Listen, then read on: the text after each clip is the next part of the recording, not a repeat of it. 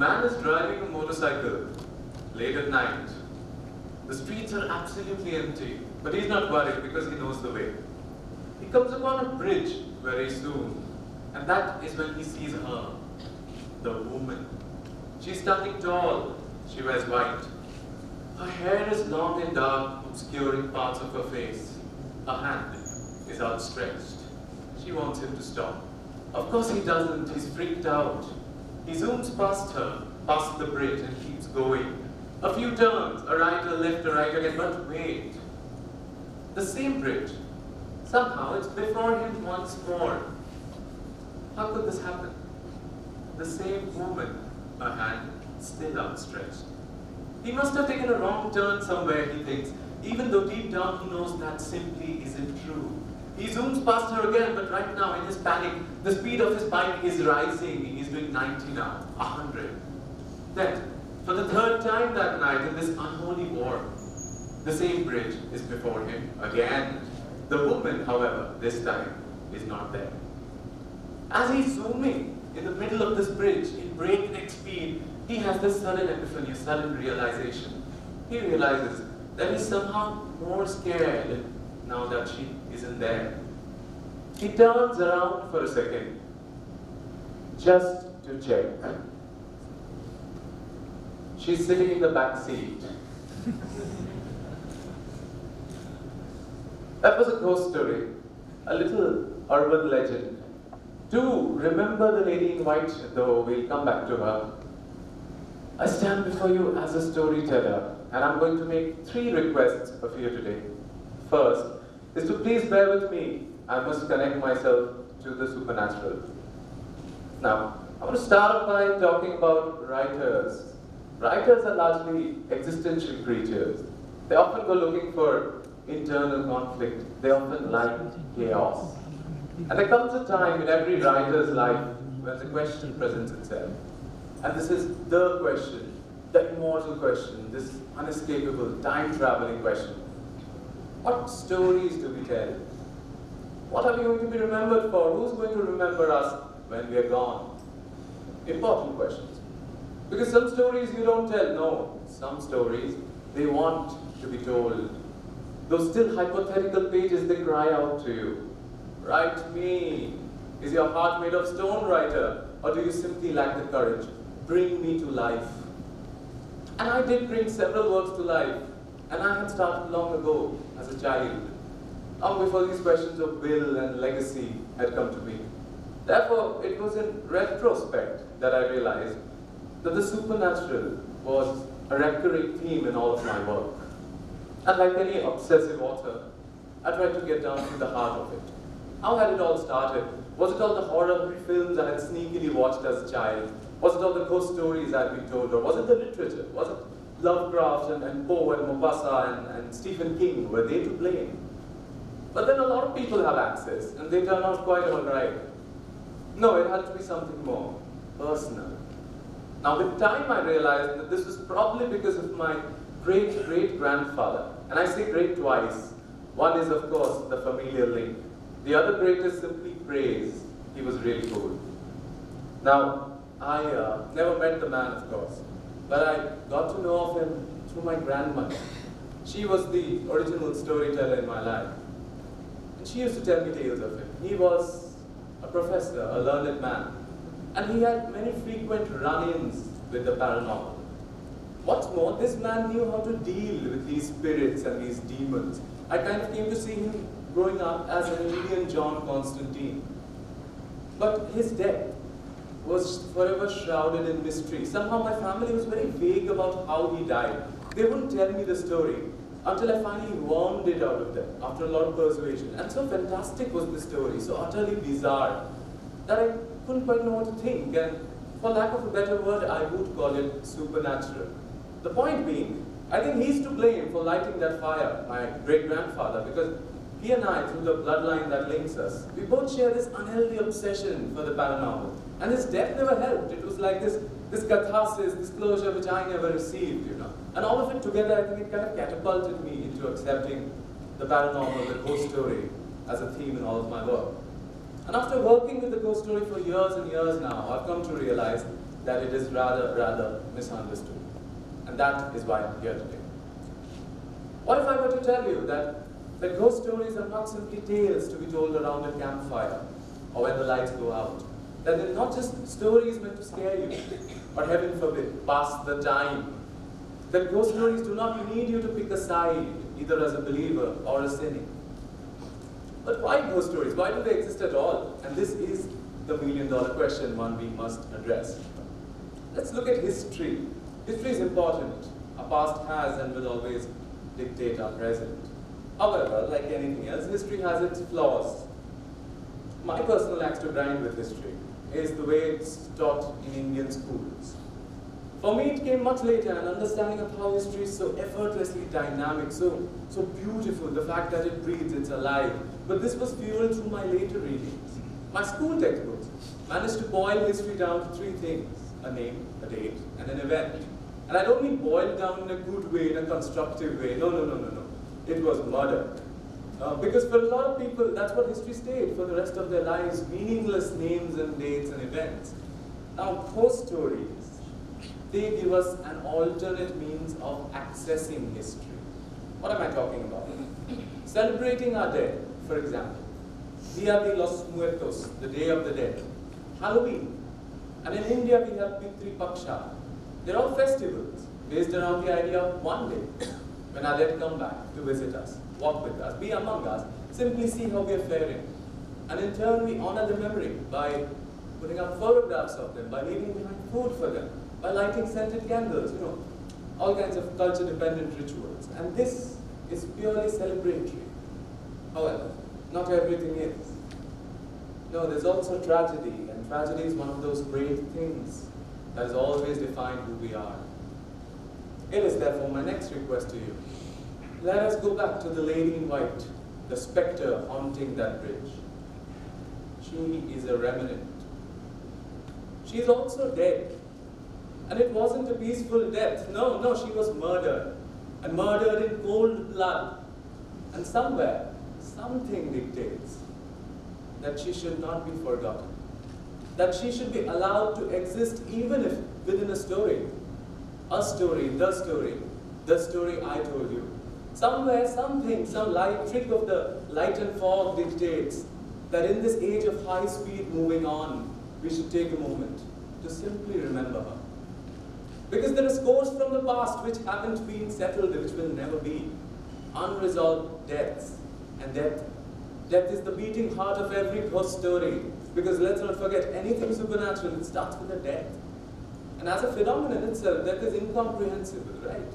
I mean, sure, we have a dictionary definition for death, but we don't get it. It remains the great mystery, dying and what comes after, the profundity of it, the tragedy. Because how does one deal with death? How does one deal with the pain, the loss, the sorrow, the trauma, the heartbreak? By fictionalizing, that's how. We fictionalize, we make monsters. We make them whatever they need to be, as long as they can exist in our stories. The truth is we don't understand that. And what we don't understand, we fear. Ghost stories have always given us clues. There's always been this trail of breadcrumbs, which anyone can follow if they so wish. One of my most favorite examples in this regard is Bengal. Bengal is full of ghost stories, and so many different kinds of ghosts and ghouls. I've often wondered why.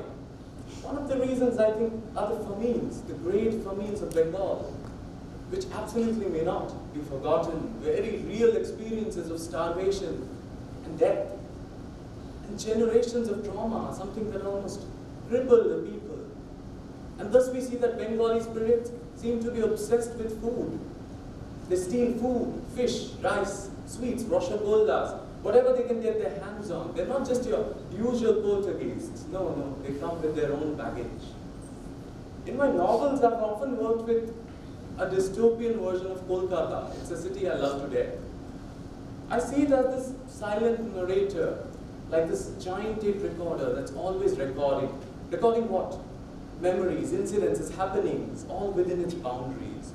And when my characters are in the right places at exactly the right time, the city plays back these memories for them, like reenactments, My characters get to see it unfold before their very eyes, like a broken projector playing dead film. This, for me, is what I term as a supernatural occurrence. Because it's different in India. In India, rational and scientific thought came at the cost of colonialism. It's always been an unhappy marriage. And that is precisely why we need access to other ways of understanding our past, of coming to terms with it, of simply swallowing that bitter pill, as it were. Another example, both the colleges I've studied in, NIT Ahmedabad and FTII Pune, as well as the numerous colleges and universities I've wandered, the hostels always have ghost stories. There's almost always this haunted washroom, a corridor, a classroom. In fact, IIM, I'm sure you must have your ghost stories as well. The story stays the same. It's almost always a suicide. A student who chose to take their own life. And right there, that is so difficult to deal with, that information. Someone who was the same age as you, in the same place as you, studying the same things as you, probably have the same aspirations as you, and now they're dead. The similarities get you. You look for ways to go. You see shadows, you hear footsteps, you tell stories. And it's a funny thing, because these institutes, they're bastions of rationality in the daytime. And when the lights go out, when the sun goes down, someone whispers, "Oh, don't go to that bathroom at night." And the believers, they don't go. But the cynics, they have to go. And they do go. But in doing so, they acknowledge this ghost story, giving it power, giving it life. A question I often get asked is, do you believe in the supernatural? Do you believe in ghosts? And it's an irrelevant question. It's not a question of whether I believe or whether you should. It's about respect. Speaking for myself, there's a sense of respect there always has been for the memory, for the person who was. And if it's purely fiction, built out of rumors and hearsay, then it's a tip of my hat to that single little grain of truth that started it all, along with this marvelous, eloquent process of how it was crafted, molded, sculpted into a tale, into this ghost story. This process of creation, because as a writer, I must applaud creation. Today, when I write a ghost story, or I shoot it with cameras, or I'm telling you a story personally, it is not about wanting to scare you. Okay, maybe just a little bit. But that's a happy little reaction. That's a cute little side effect. I tell you a ghost story, you tell me you're scared. I'm like, oh, thank you, compliment. And we move on from there. But what I'm trying to do actually is, I'm trying to celebrate something in the subtext, something that this amazing alternate means of looking at history, which is honest about its own fictionalization. Unlike history, which we all know is fiction written by the victors, either way, right? No, what we have here are memories that might be deemed too trivial for the history books. Not just Maharajas and emperors here, but also the common man. Not just kingdoms and capitals, but also the sleepy little town. Ideally, romantically, those stories exist in this forbidden, forgotten space. A place without cell phone reception, where the fog creeps in late at night, licking your heels, bringing with it dim-shaped silhouettes of monstrosities that cannot possibly exist.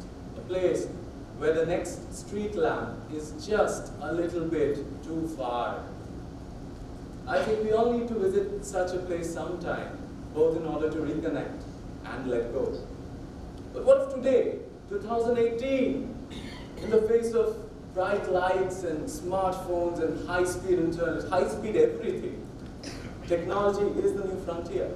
And I was afraid, very much afraid, that it would hunt the ghost story to extinction in our dazzling cities. But as it turns out, I shouldn't have worried.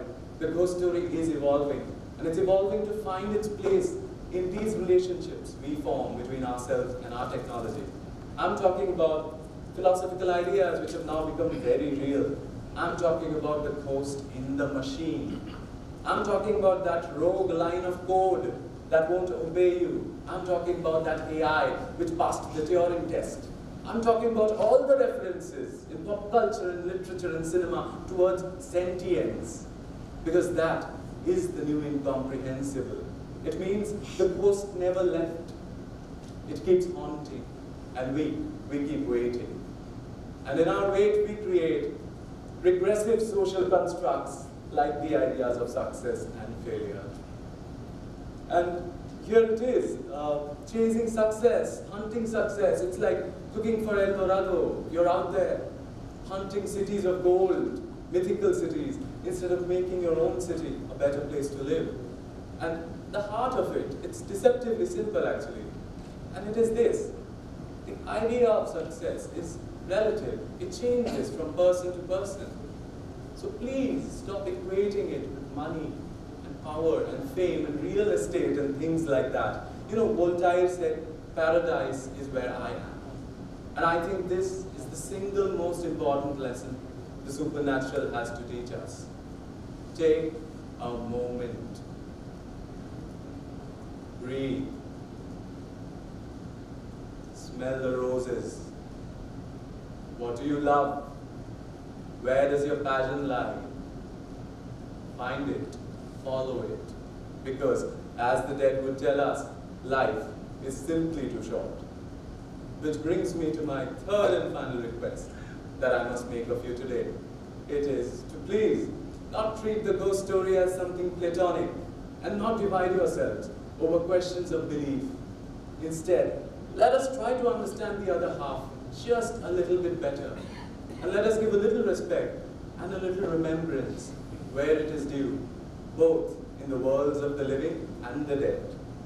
I'd like to end with a small quote from a fictional character, which makes it no less true. Remember me with love, for I was once here.